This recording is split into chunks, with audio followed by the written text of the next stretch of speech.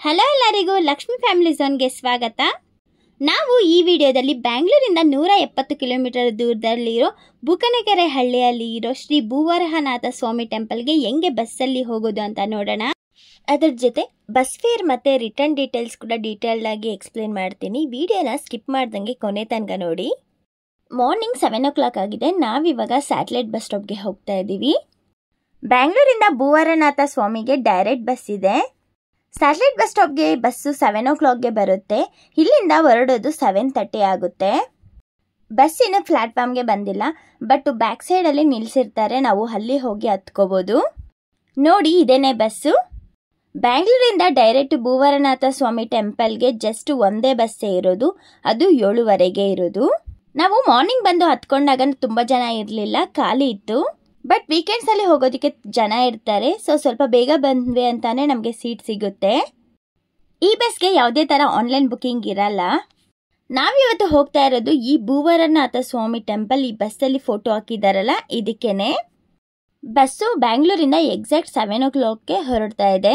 ಈ ಟೆಂಪಲ್ಗೆ ಹೋಗಬೇಕು ಅಂತ ಅಂದ್ಕೊಂಡ್ರೆ 7 o'clockಗಿಂತ ಮುಂಚೆನೇ ಬರಬೇಕು, ಇಲ್ಲ ಅಂದರೆ ನಮಗೆ ಬಸ್ ಮಿಸ್ ಆಗುತ್ತೆ.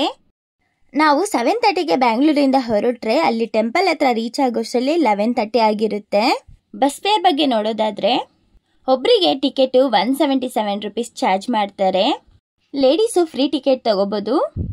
ಬಸ್ ರೂಟ್ ನೋಡೋದಾದ್ರೆ ಕೆಂಗೇರಿ, ಬಿಡದಿ, ರಾಮನಗರ, ಚನ್ನಪಟ್ಟಣ, ಮದ್ದೂರು, ಮಂಡ್ಯ, ಪಾಂಡುಪುರ ರೂಟಲ್ಲಿ ಹೋಗುತ್ತೆ.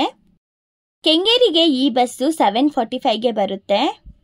ಅಲ್ಲಿನೂ ಬಸ್ ಸ್ಟಾಪ್ ಮಾಡ್ತಾರೆ, ಅಲ್ಲಿ ಬೇಕಾದರೂ ಹತ್ಕೋಬೋದು. ಚನ್ನಪಟ್ಟಣಗೆ ರೀಚ್ ಆಗೋಷ್ಟರಲ್ಲಿ 9 ಗಂಟೆ ಆಗುತ್ತೆ. ಚನ್ನಪಟ್ಟಣದಲ್ಲಿ ಟಿಫನ್ಗೆ ಅಂತ 20 minutes ಸ್ಟಾಪ್ ಮಾಡ್ತಾರೆ. ಈ ಟೆಂಪಲ್ಗೆ ಹೋಗೋದಕ್ಕೆ ನಮಗೆ 4 hours ಜರ್ನಿ ಇರುತ್ತೆ. ನಾವಿವಾಗ ಮದ್ದೂರಿಗೆ ರೀಚ್ ಆಗಿದ್ದೀವಿ. ಮದ್ದೂರಿಗೆ ರೀಚ್ ಆಗೋದಕ್ಕೆ 9:30 ಆಗುತ್ತೆ. ಸ್ಟಾಪು ತುಂಬ ಹೊತ್ತು ಕೊಡಲ್ಲ, ಬಂದಿದ ತಕ್ಷಣ ಒಂದು 2 minutesಗೆ ಹೊರಟ್ಬಿಡುತ್ತೆ. ನಾವಿವಾಗ ಮಂಡ್ಯ ರೀಚ್ ಆಗಿದ್ದೀವಿ. ಮಂಡ್ಯಗೆ ಬಸ್ಸು 9:50ಗೆ ಬರುತ್ತೆ. 4 hours ಈಸಿಯಾಗಿ ಟೈಮ್ ಪಾಸ್ ಆಗಿಬಿಡುತ್ತೆ.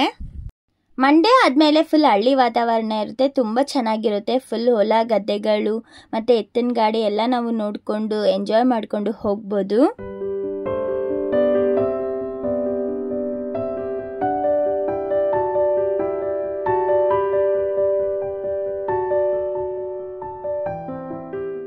ನಾವು ಪಾಂಡುಪುರನ ರೀಚ್ ಆಗೋಷ್ಟರಲ್ಲಿ 10:30 ಆಗಿಬಿಡುತ್ತೆ. ಪಾಂಡುಪುರದಿಂದ 33 ಕಿಲೋಮೀಟರ್ ಇರುತ್ತೆ ಟೆಂಪಲ್ಗೆ.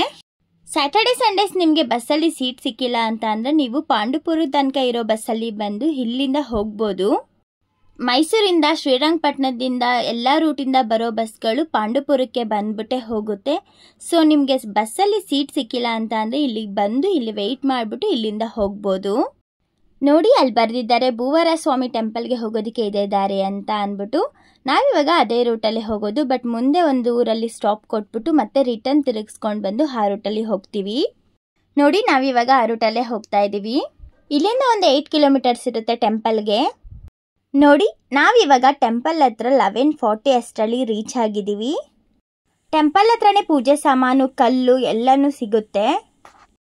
ಟೆಂಪಲ್ ಹತ್ರ ಹೋಗೋಕ್ಕಿಂತ ಮುಂಚೆ ಫಸ್ಟ್ ನಾವು ನದಿ ಹತ್ರ ಹೋಗ್ಬಿಟ್ಟು ಅದಾದಮೇಲೆ ಟೆಂಪಲ್ ಹತ್ರ ಹೋಗ್ತೀವಿ. ಈ ಟೆಂಪಲ್ ಹತ್ರ ಹೇಮಾವತಿ ನದಿ ಹರಿಯುತ್ತೆ.